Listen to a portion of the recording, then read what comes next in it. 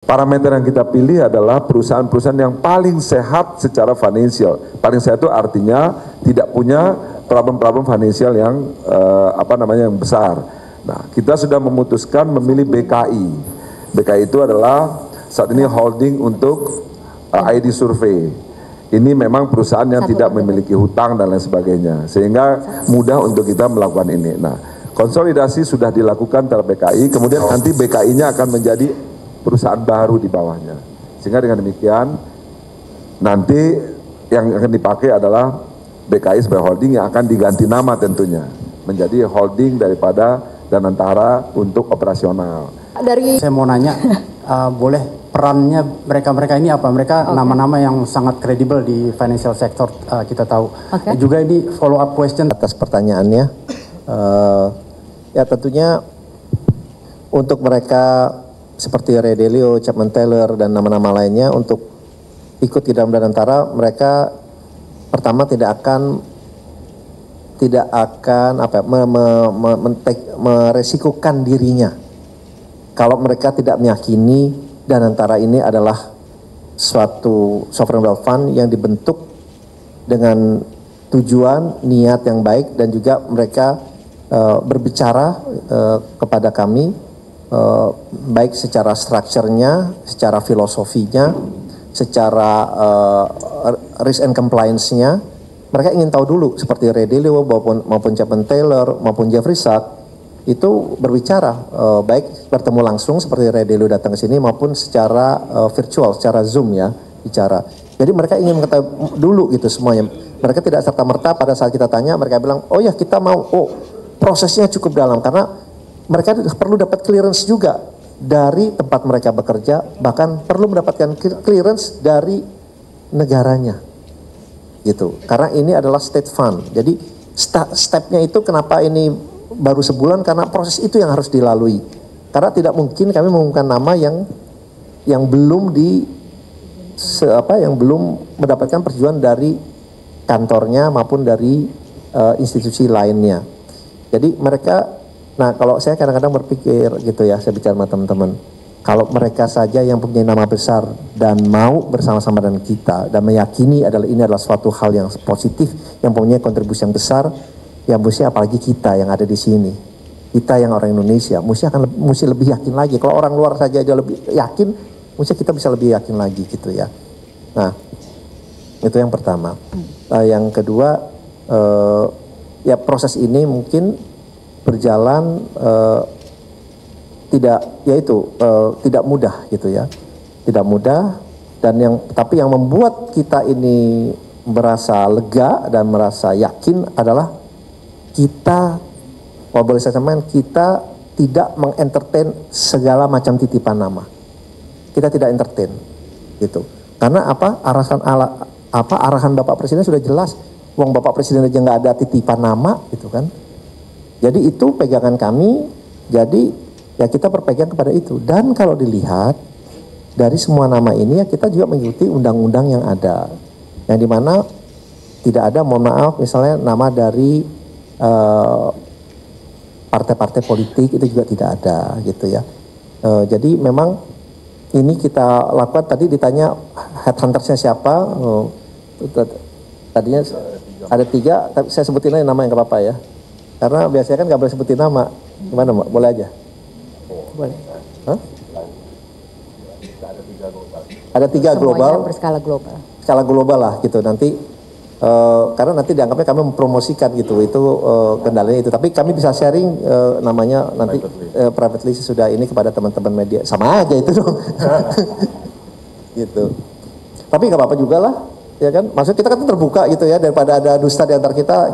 Kita dibantu oleh Egon Zehnder salah satunya gitu ya. Terus kita bicara juga dengan yang lain-lainnya gitu ya. Itu yang kita pergunakan. Jadi mereka kasih list, jadi kita minta mereka kasih list nama, minimum 3 nama gitu di satu posisi. Mereka kasih list 3 nama berserta CV-nya. Pada saat itu memang orangnya tuh minimum 3 dan belum di approach dulu gitu. Nah kemudian dari tiga nama itu kita lihat secara urutannya yang lebih baik mana, kemudian baru dilakukan approach oleh mereka.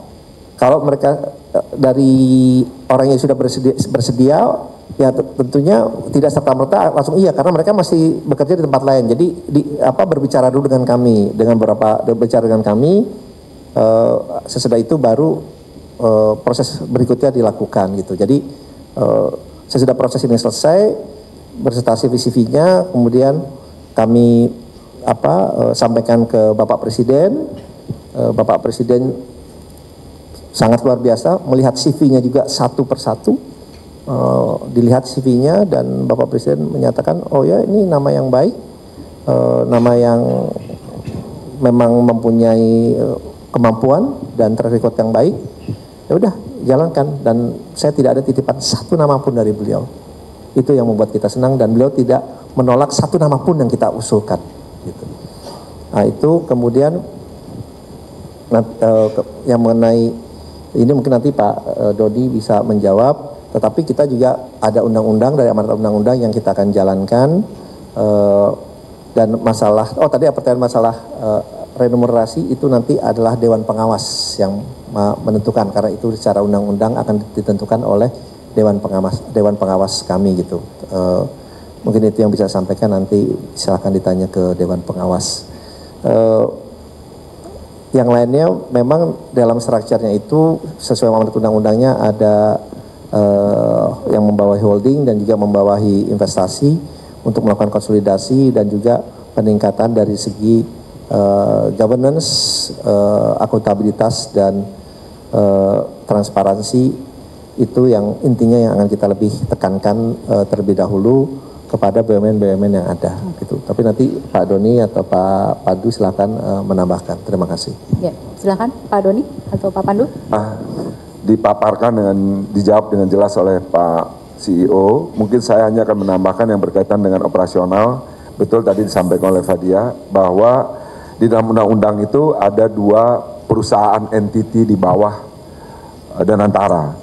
Tentu teman-teman media juga sudah kita sampaikan beberapa kali. Tujuannya bahwa memang kita menghindari terjadinya resiko di antara investasi dan operasional. Dan kesempatan ini juga saya jelaskan dengan demikian jelas bahwa investasi tidak akan berpengaruh terhadap operasional daripada BUMN karena ada 2 entiti yang terpisah.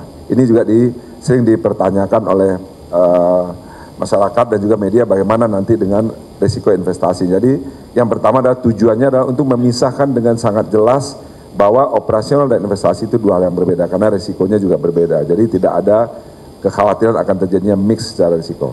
Lalu yang kedua adalah perusahaan mana yang ditunjuk sebagai holding. Bahwa memang di dalam undang-undang perusahaan holding ini kepemilikannya adalah 99% Danantara dan 1% adalah pemerintah melalui BUMN.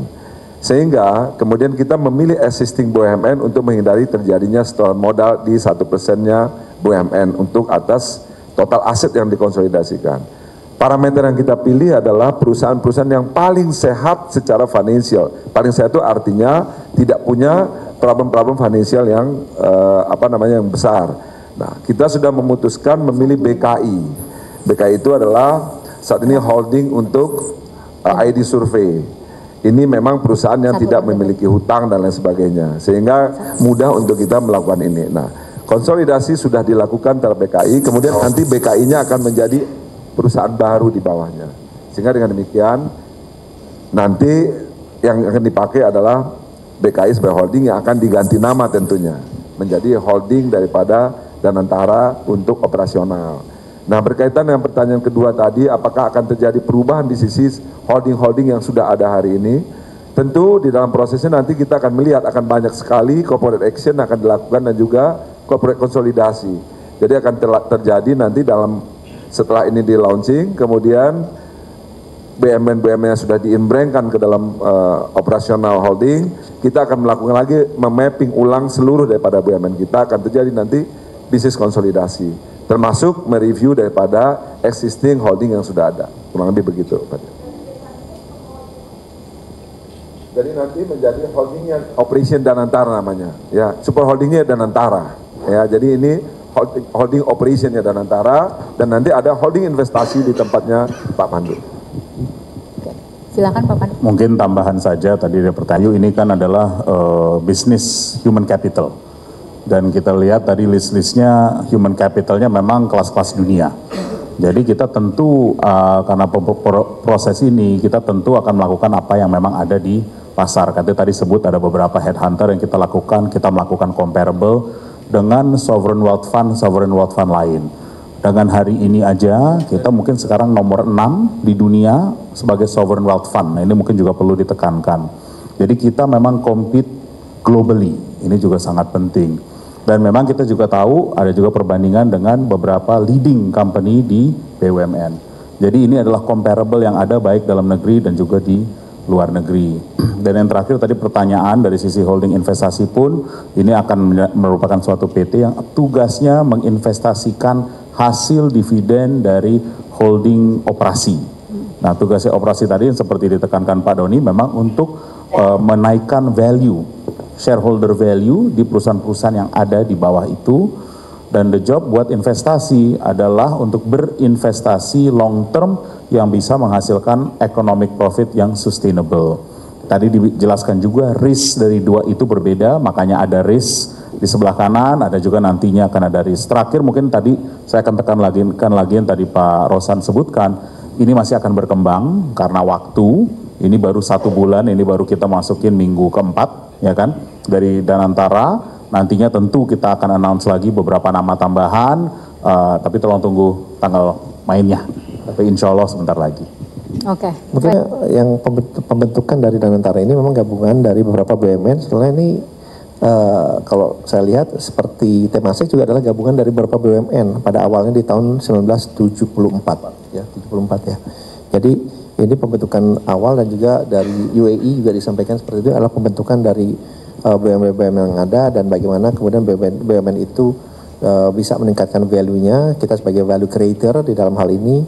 Tetapi PR kita yang awal dari Bapak Presiden adalah bagaimana di BUMN ini kita lebih menguatkan, kembali lagi saya ucapkan berkali-kali mengenai good governance, risk management and compliance and sustainability, sehingga hal-hal yang mungkin akhir-akhir ini terjadi di BUMN di Indonesia itu harapannya itu tidak terjadi lagi sejak ini dibawa kepemimpinan Danantara, karena kita approach-nya benar-benar berdasarkan meritokrasi atau orang-orang terbaik yang akan dibentuk, yang akan dipilih di dalam jajaran BUMN di dalam jajaran BUMN berikutnya. Jadi ini adalah suatu hal yang baru yang dimana kembali lagi kita akan mencoba untuk membentuk para pimpinan BUMN ini adalah pimpinan yang mempunyai integritas yang baik dan benar. Terima kasih. Oke, baik. Jadi ada komitmen begitu ya Pak ya untuk menjaga prosesnya. Oh iya, Menteri Keuangan ada di Dewan Pengawas. Mohon maaf mungkin tadi ini sebenarnya ada di sebagai Dewan Pengawas. Tony Blair. Tony Blair kita masih nanti kita yang saya sampaikan kita yang sudah confirm dulu gitu. Karena kan kembali lagi ada tax time-nya clearance dari state pun dari negara itu diperlukan. Makanya kadang-kadang tax time lebih lama, tapi itu yang bisa saya sampaikan. Kemudian ya memang investasi nanti akan disampaikan oleh Pak Mandu. Tentunya investasi ini, nah sejak BUMN ini sudah masuk ke Danantara, sehingga dividen yang dikeluarkan oleh BUMN ini, dividennya itu akan masuk ke Danantara. Nah, dengan dana dividen yang kami terima ini, kita tentunya akan melakukan investasi. Nah, dalam melakukan investasi kan ini tidak bisa langsung. Nah, inilah peran dari treasury kami untuk memastikan dana-dana itu juga terinvestasikan dengan baik, dengan benar sebelum masuk kepada FDI atau sebelum masuk kepada investasi yang jangka panjang gitu ya. Karena kembali lagi di investasi itu kriteria-kriterianya kita tetapkan, baik dari segi returnnya minimum berapa, kemudian bagaimana dampak penciptaan lapangan pekerjaannya, bagaimana dampak dalam rangka meningkatkan ekspor dan menurunkan import, dan yang paling penting adalah investasi yang kita lakukan memang kita punya daya saingnya, competitiveness-nya, itu juga yang salah satu penilaian dari kami. Tetapi dana-dana yang masuk secara bertahap melalui dividen ini itu adalah dana yang akan dipergunakan dalam investasi ke depannya.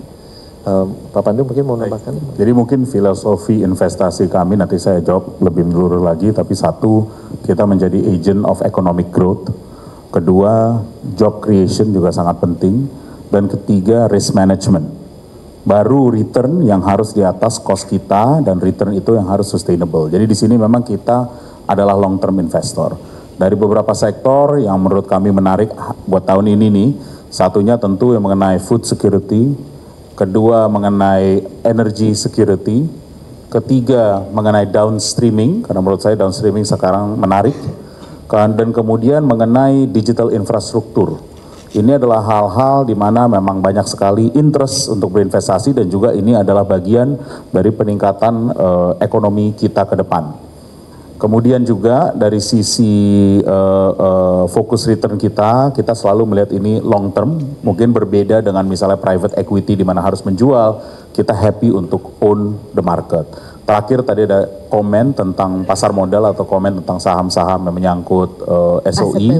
Saya rasa banyak di market nih, saya juga nanti bisa berbicara lagi setelah ini, tapi memang banyak noise, concern. Pertama, bagaimanakah pembentukan tim Danantara, siapakah manajemen Danantara. Semoga dengan hari ini bisa dijawab bahwa tadi seperti kata Pak Rosan, all professional, tidak ada titipan-titipan, semua adalah yang terbaik di bidangnya, and global.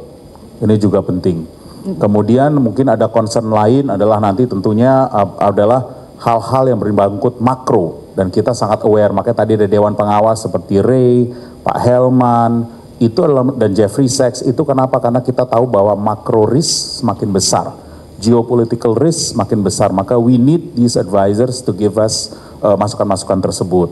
Dan kita lihat sendiri secara global, ini tidak unik di Indonesia saja, secara global memang pasar modal sedang bergejolak. Bukan saja di sini, di Thailand malah mungkin sekarang lebih buruk lagi, di Turki sedang mengalami banyak gerakan, dan juga misalnya Anda lihat di Nasdaq di Amerika, di mana ada penurunan tajam selama 1,5-2 minggu terakhir karena hal-hal makro yang ada. Tapi ini mungkin semoga pada hari ini Meet the Team ini bisa memberi jawaban untuk beberapa hal concern micro risk yang ada menyangkut pasar Indonesia. Oke, baik. Pak Doni terakhir. Khusus tadi yang pertanyaan mengenai saham, saya tambahkan sedikit bahwa secara fundamental yang paling penting perusahaan kita dalam keadaan yang sangat baik, karena memang tugas kita lah bagaimana membangun fundamental perusahaan yang baik. Tadi sudah dijelaskan juga ada sentimen-sentimen itu tentu berlakunya secara global, tidak hanya di Indonesia, tetapi kita pastikan bahwa fundamental perusahaan kita bagus, dan kita harapkan nanti dengan masuknya perusahaan-perusahaan BUMN ini ke dalam Danantara, tadi sudah disampaikan pesannya oleh Pak CEO, bahwa kita akan jauh lebih transparan, jauh lebih governance-nya kita jalankan dengan lebih baik, bisnis modelnya juga akan kita review, sehingga kita harapkan dengan perkuatan fundamental ini, market ke depannya akan merespons dengan positif. Kalau lebih itu tambahannya. Terima kasih, saya menambahkan saja, ya memang tentunya dalam berinvestasi kita akan mendiversifikasi portfolio kita, ya. Tadi Pak Pandu sudah sampaikan di beberapa bidang, mungkin saya tambahkan juga di healthcare industry, itu juga adalah salah satu bidang yang kita ingin berinvestasi, karena itu kita masih sangat ketinggalan di bagian healthcare industry, itu juga salah satu yang kita investasikan ke depannya. Tetapi ya diversifikasi ini kembali lagi kita punya investment committee yang berlapis-lapis, sehingga investasi yang kita lakukan ini benar-benar sesuai dengan kriteria yang kami bentuk, parameter yang kami sudah siapkan, sehingga ini bisa menjadi suatu acuan atau patokan pada saat kita berinvestasi ke depannya. Jadi itu mungkin yang bisa saya sampaikan tambahan. Terima kasih. Ya, jawab dengan rekan-rekan media, tapi masih kalau ada pertanyaan yang mungkin ingin diajukan, saya yakin begitu ya masih ada, begini ada email gitu yang disediakan untuk pertanyaan-pertanyaan media@danantaraindonesia.com untuk kemudian dijawab oleh tim media. Ini tentunya dalam rangka keterbukaan. Ya. Oke, mungkin nanti bisa ditambahkan, tapi pada intinya ini adalah lembaran baru, bukan hanya untuk Danantara, tetapi juga untuk semua BUMN yang ada yang akan berada di bawah Danantara. Kita akan pastikan bahwa kedepannya pengelolaan di BUMN itu akan menjadi lebih baik, akan menjadi lebih transparan, akan menjadi lebih profesional, dan tentunya harapannya ini akan memberikan dampak yang positif tidak hanya dalam perkembangan perekonomian Indonesia, tetapi juga memberikan dampak yang positif kepada seluruh rakyat Indonesia. Di antaranya adalah penciptaan lapangan pekerjaan yang berkualitas, yang berkesinambungan, dan juga yang mempunyai daya saing yang tinggi. Mungkin itu sebagai penutup, bersama-sama kami menunggu untuk pengumuman pada hari kepada teman-teman media, dan juga kepada dan kita butuh terus masukannya, inputannya. Baik, terima kasih.